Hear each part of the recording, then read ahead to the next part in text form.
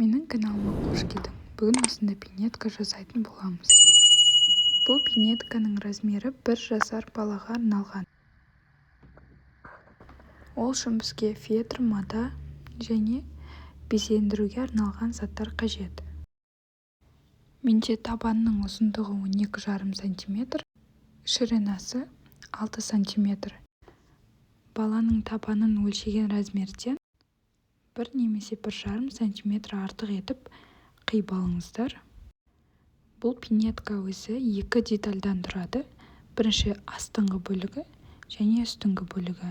Енді үстіңгі бөлігін қиып аламыз. Матаны 2 қабаттап қойдым.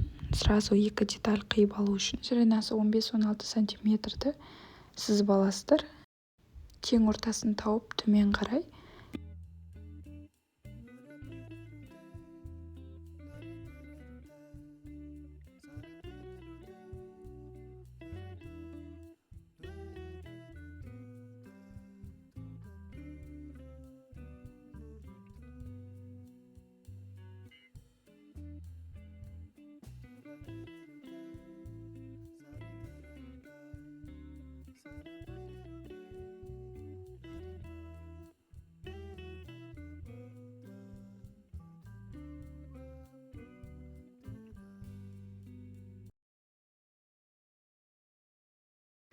негізі фетрдің өзінен пинетканы жасауға болады.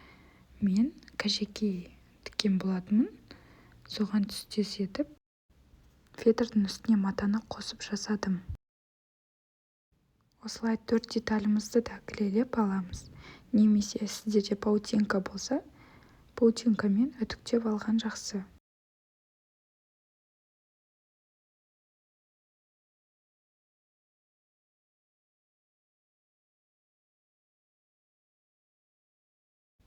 Табанның жоғарғы жағынан бастап тігіп бастаймыз. Алдымен жартысын тігіп аламыз. Содан соң қалған жартысын тігеміз. Машинкамен тігу шарт емес, ыстық клеймен клейлеп шықсаңыздар да болады. Ең бастысы жұмысымыз сапалы шығу керек.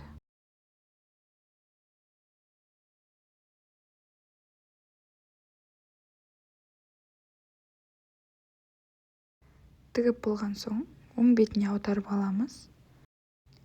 Ауысқан шетін қайшымен қиып тастаймыз.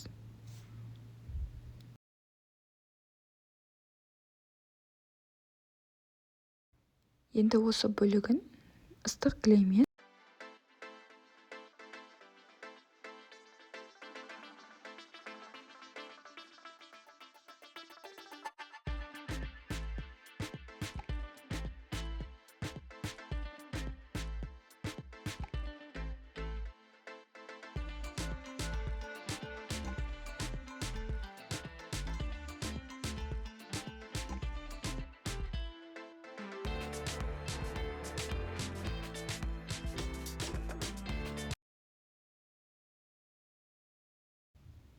енді тіккен тігістерімізді жасырып шығамыз.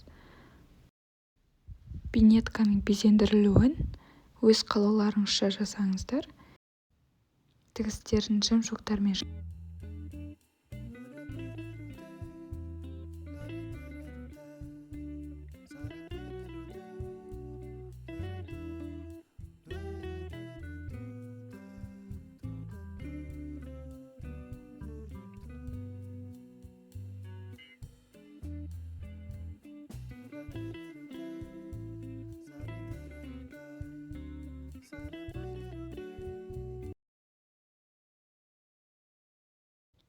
дәл осылай екеуін де бірдей етіп безендіріп шығамыз.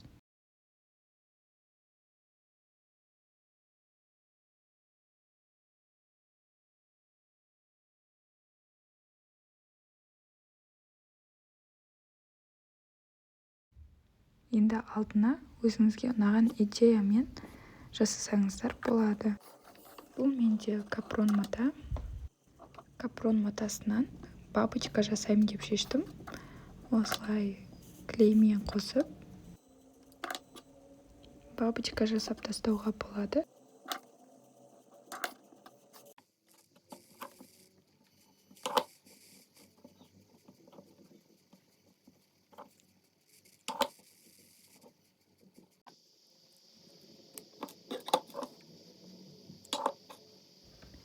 ортасын жемшокпен қосып шықтым. Дәл ортасына страза қойсақ тіпті әдемі болады. Осындай әдемі бантиктерім дайын болды. Енді оны пинетканың үстіне клейлеп жабыстырамын. Қолмен тігіп қоссаңыздар да болады.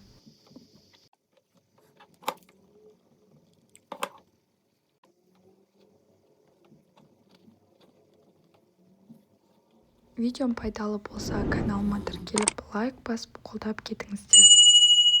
Апта сайын пайдалы видеолар салатын боламын.